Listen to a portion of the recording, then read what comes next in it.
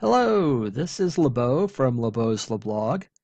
Today we're asking the question, what the hell happened to The Saint? Specifically, I'm talking about the movie from 1997 starring Val Kilmer and Elizabeth Shue and directed by Philip Noyce. In my previous video on Val Kilmer, we talked about how The Saint was a turning point in the actor's career. He was originally supposed to reprise the role of Batman in the fourth film in the franchise, but he had a conflict between Batman and Robin and the Saint. The exact details of how that was resolved depend on who's telling the story. When they were making Batman Forever, Val Kilmer did not get along with Joel Schumacher. So the way that Schumacher tells the story is that he didn't want to work with Kilmer again and he had him fired.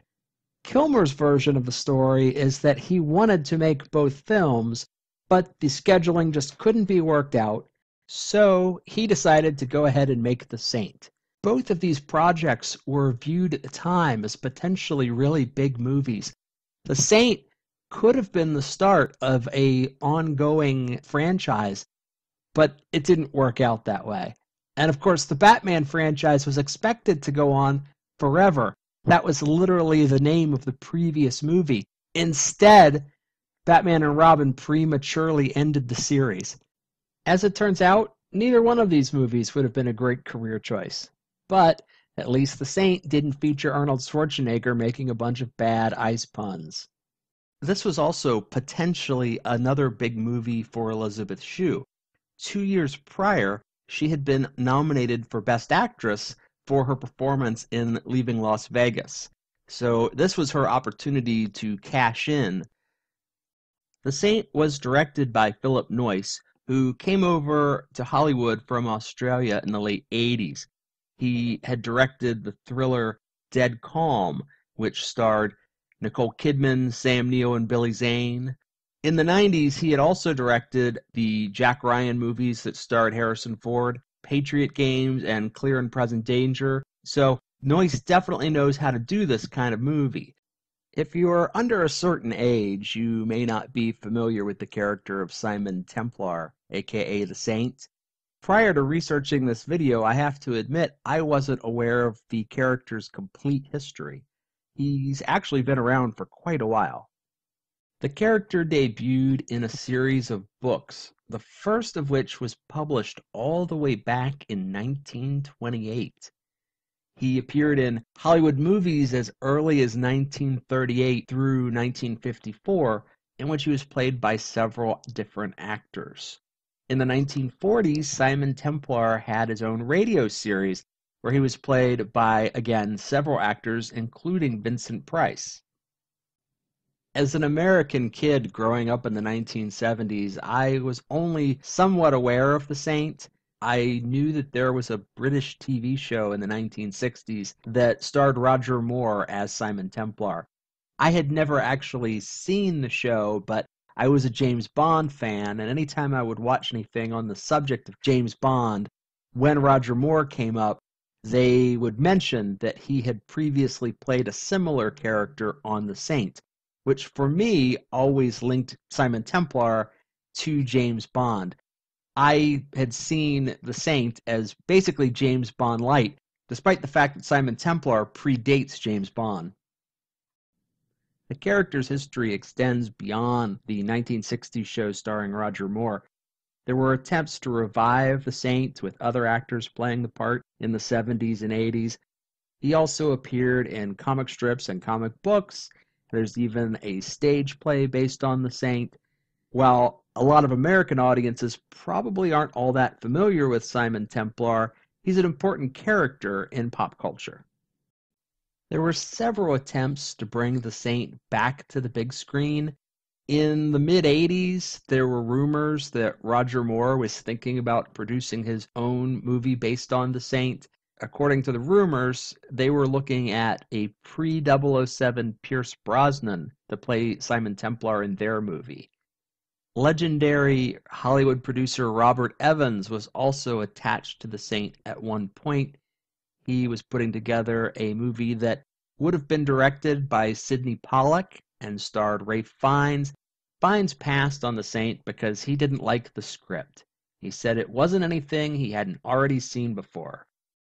When that version of The Saint fell apart, new producers came on board. They commissioned a new script from Jonathan Hensleigh, which was supposed to be quite good. Philip Noyce was hired to direct, and it looked like things were getting back on track. However, they were having a hard time finding someone to play the lead role. Hugh Grant was offered the part, but he had creative differences with Noyce. The role was turned down by Kenneth Branagh, Mel Gibson, Christian Slater, George Clooney, Kevin Costner, Johnny Depp, Daniel Day-Lewis. Even Arnold Schwarzenegger passed on the opportunity to play the Saint. Of course, Clooney and Schwarzenegger ended up in Batman and Robin, which Val Kilmer passed on in order to make the Saint.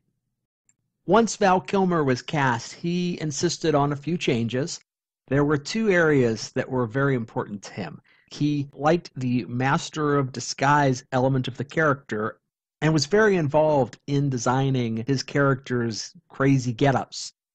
He also wanted to beef up the romantic relationship between Simon Templar and the character played by Elizabeth Shue. In the original script, Shue's character was actually killed off in the third act. The script was rewritten by Wesley Strick, and it doesn't sound like he had a great experience on The Saint. He says, "The film was a huge struggle, mostly between Noyce and me on one side and Kilmer on the other. More than a year of conflict, consternation, and eventually compromise. Exhausting, in other words." Wesley Strick wasn't the only one who was exhausted. Costume designer Marlene Stewart says she spent a month searching for a single sweater. She reportedly showed Val Kilmer more than 100 different sweaters for one of his disguises. He eventually settled on one that was moss green. This shows you the degree to which Kilmer went to control certain aspects of his character. He even wrote some of his own poetry that Simon Templar reads in The Saint. While he was promoting The Saint, Val Kilmer told an interviewer, "I want to produce the best product on screen I can. For me, there is no finished in art. There's no done or just right. Maybe some of my pictures haven't done well commercially, but that's not from a lack of effort on my part. Sometimes things just don't work out." And as it turns out, The Saint would be one of those times.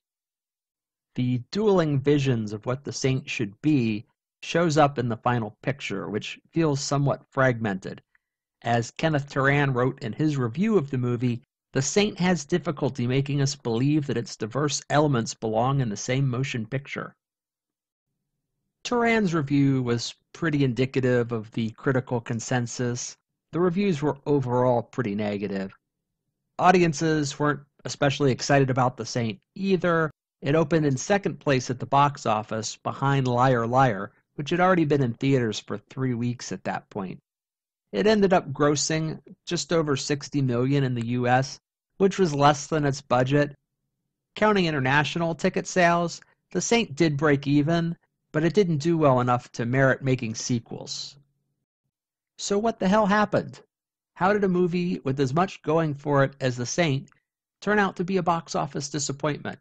Well, the first problem is that the movie just wasn't very good.